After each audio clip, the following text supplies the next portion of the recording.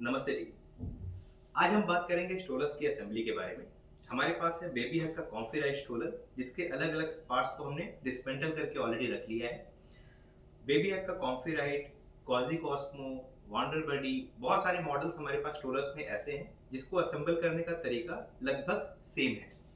सो अगर इस प्रोसेस को आप समझ जाते हैं तो इन बाकी स्ट्रोलर्स को भी असेंबल करने में आपको काफी मदद मिलेगी।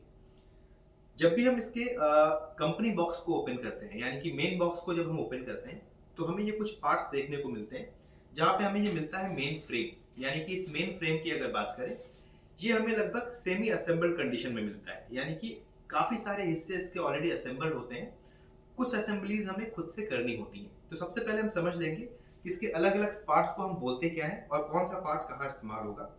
अब देखिए, इसमें कुछ अलग अलग तरह के दो तरह के व्हील्स हमें दिख रहे हैं। ये व्हील्स जिसमें किसी भी तरह का रेड हुक नहीं है, यानी कि यहाँ पे आप देखो, यहाँ पे आपको रेड हुक्स दिखाई दे रहे हैं, यहाँ पे ऐसा नहीं है। तो जिस व्हील में किसी भी तरह का रेड हुक नहीं है, ये होगा हमारा फ्रंट व्हील, यानी कि ये आगे वाली व्हील्स की तरफ इस्तेमाल होगा। यहाँ देखो आप, यहाँ पे रेड हुक्स आपको दिखाई दे रहा है, ये बेसिकली ब्रेक्स हैं जो रियर व्हील्स के लिए इस्तेमाल होंगे। देन कुछ मॉस्किटो नेट्स हमारे पास आते हैं बेबी के नेक सपोर्ट के लिए, गर्दन को सपोर्ट करने के लिए ये कुछ कुशन आते हैं हमारे पास। This is called storage basket, जिसको हम लगा के देखेंगे। इसे हम बोलते हैं फुटरेस्ट सपोर्ट या फुटरेस्ट हुक बोलते हैं, जो बेबी के फुटरेस्ट को एडजस्ट करता है।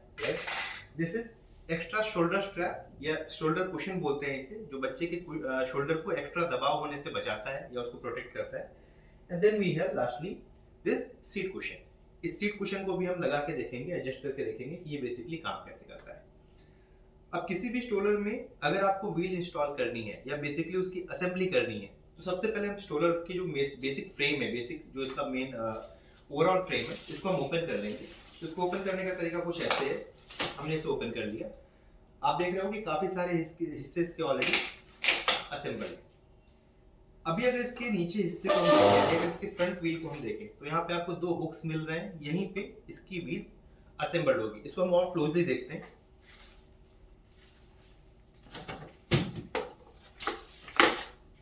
So this is very simple, बहुत आसान है ये। यहाँ पे आप देखें, ये फ्रंट व्हील का एक हिस्सा मैंने उठाया हुआ है, यहाँ पे एक होल है, यहाँ पे एक हुक है। हमें सिंपली इसे स्ट्रेट करके इसे यहाँ पुश कर देना, दैट्स इट, और कुछ नहीं है इसके अंदर। यहाँ पे व्हील लॉक का, यहाँ पे स्विवेल लॉक का या 360 डिग्री लॉक का फीचर भी है। अगर आप इसको लॉक करना चाहें तो लॉक हो जाएगा, अगर आप इसे रिमूव कर देंगे तो wheel can rotate, right. Same हम दूसरे स्ट्रोलर के दूसरे व्हील्स में भी ऐसे असेंबली करेंगे।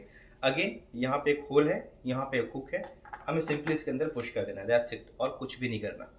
सो फ्रंट व्हील लगाना काफ़ी आसान है, जिसको हम इस तरह से स्विवेल लॉक या 360 डिग्री लॉक भी कर सकते हैं, राइट। सो फ्रंट व्हील की असेंबली हमने कर ली है। अभी हम चलेंगे रियर व्हील की असेंबली की तरफ। तो रियर व्हील की असेंबली भी काफ़ी आसान है। अगर आप यहाँ पे देखो तो यहाँ पे एक हुक आपको मिलता है, आई होप ये आपको विजिबल होगा।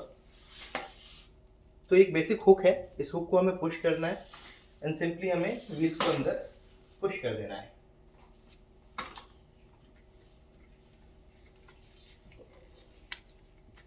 राइट, तो हमने इस हुक को पुश किया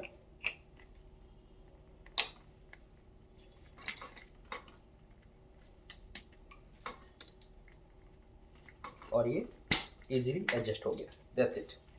कुछ इसी तरह से हम दूसरी वाली व्हील्स को भी एडजस्ट कर लेंगे। तो ये सेकंड व्हील है हमारी रियर व्हील, इसको हम अगेन कुछ इस तरह से एडजस्ट कर लेंगे, that's it, right. Okay, so basically we are done with this wheels. Wheels का काम हमारा हो गया है। तो बेसिकली स्ट्रोलर अभी चलने के लिए तैयार है, राइट। ये स्ट्रोलर अभी चलने के लिए रेडी है। तो अभी हम समझेंगे कि इसके अलग अलग पार्ट्स को हम कैसे असेंबल करेंगे। सबसे पहले हम बात करेंगे फुटरेस्ट सपोर्ट के बारे में। तो दिस इज फुटरेस्ट हुक, इसे फुटरेस्ट हुक बोलते हैं। मैं स्ट्रोलर को और करीब ले आता हूँ। यहाँ पे अगर आप देखें तो ये बच्चे के फुटरेस्ट के सपोर्ट के लिए एक स्पेस दिया गया है, राइट। सो इस हुक को अगर हमें इंस्टॉल करना है, तो अगर आप यहाँ देखो तो यहाँ पे छोटे छोटे दो हुक्स मिलते हैं, यानी कि होल मिलते हैं। ये बेसिकली आइटम्स इसी होल के अंदर इंस्टॉल हो जाएगा,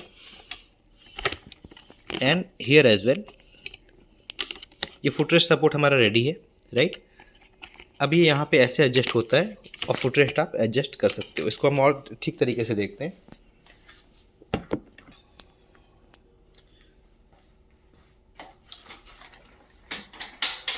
तो basically this is the hook that we have installed, यही हमने लगाया है।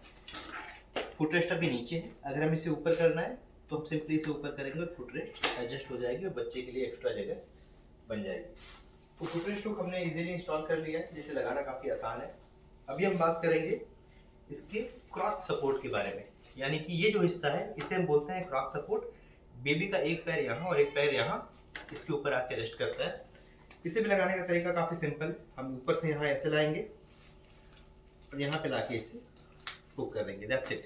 ये बेबी को आगे की तरफ स्लाइड डाउन होने से बचाता है और बेबी के पैर को रेस्ट देता है। इसे हम बोलते हैं क्रॉच सपोर्ट। देन हम बात करेंगे इसके कुशनिंग के बारे में। So basically this is the seat cushion we have. ये नीचे का हिस्सा है और ये ऊपर का हिस्सा है। नीचे का हिस्सा यहाँ पे क्रॉस सपोर्ट आएगा, जिसको अभी हमने इंस्टॉल किया है। लाइक बेसिकली ऐसे लग जाता है यहाँ पे, ओके।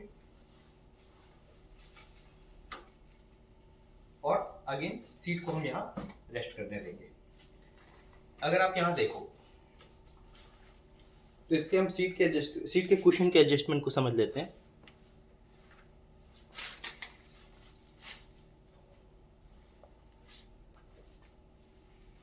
यहाँ पे जो स्ट्रैप्स आपको मिल रहे हैं, सीट के साथ जो स्ट्रैप्स मिल रहे हैं, उसको हम यहाँ से बाहर निकाल देंगे बेसिकली।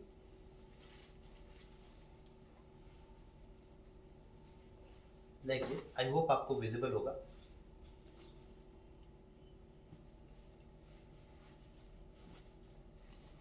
ठीक है। Then they are the shoulder strap that we have, और हमारा बेसिकली सीट कुशन अभी रेडी है।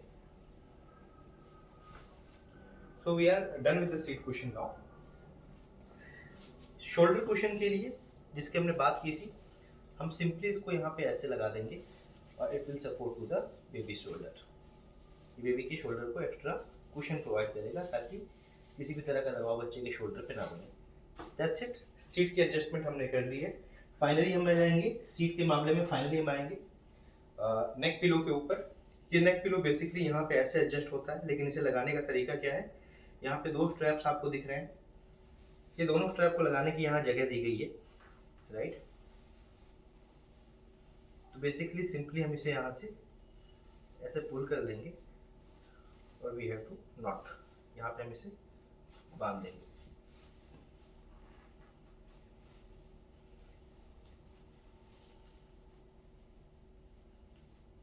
तो हेड कुशन भी हमने एडजस्ट कर लिया है। ये स्टोरेज हमारा ऑलमोस्ट रेडी है। अभी हम लास्टली इसके स्टोरेज बास्केट को एडजस्ट कर लेंगे। स्टोरेज बास्केट को एडजस्ट करने के लिए बेसिकली आपको स्टोरेज बास्केट के अंदर दो तरह के हुक्स मिलते हैं। यहाँ पे आप देखो, ये फ्रंट के लिए है वेलक्रो स्ट्रैप्स और रियर के लिए है बटन स्ट्रैप्स, राइट। रियर का मतलब ये है कि हम इसको कुछ इस तरह से लगाएंगे और जो बटन वाला हिस्सा है वो पीछे की तरफ आएगा और यहाँ एडजस्ट हो जाएगा। अगेन जो फ्रंट वाला हिस्सा है वो वेलक्रो स्ट्रैप से अटैच्ड होगा, जिसको हम कुछ इस तरह से लगा लेंगे। इसको हम हाइट के हिसाब से एडजस्ट भी कर सकते हैं बेसिकली। तो लाइक दिस हमने इसको भी अटैच कर दिए हैं। इसे हम बोलते हैं कैनोपी। कैनोपी के अगर हमें मॉस्किटो नेट लगाना है तो that also we can do. बच्चे को अगर मच्छर वगैरह से प्रोटेक्ट करना है, एडिशनल प्रोटेक्शन देना है, तो दैट इज आल्सो हियर। इसको हम कुछ इस तरह से अटैच कर देंगे, राइट। तो दैट्स इट। स्ट्रोलर की असेंबली बेसिकली आपने देखी। कॉम्फी राइड, कॉजी कॉस्मोस, वंडर बडी, कुछ और मॉडल्स हमारे पास आते हैं जिनको असेंबल करना काफ़ी आसान है। बेसिकली इसके अंदर रिवर्सेबल हैंडल का फीचर है, जिसमें आप हैंडल रिवर्स करके बेबी को फेस भी कर सकते हैं ताकि बेबी एंगेज रहे और पैनिक ना हो। इस स्ट्रोलर के अंदर 3 सीट की एडजस्टमेंट मिलती है, हमारे पास 3 लेवल की एडजस्टमेंट है। यहाँ से हमें लीवर पुल करना है और ये स्ट्रेट पोजीशन है यानी कि sleeping position, then reclining position, then sitting position, sorry, right. और स्ट्रोलर को फोल्ड करने का तरीका बहुत आसान है। यहाँ पे आपको एक लीवर मिलता है, you just have to push the lever और ये इजीली फोल्ड हो जाता है। That's it. Thank you so much team, all the best for your assembly.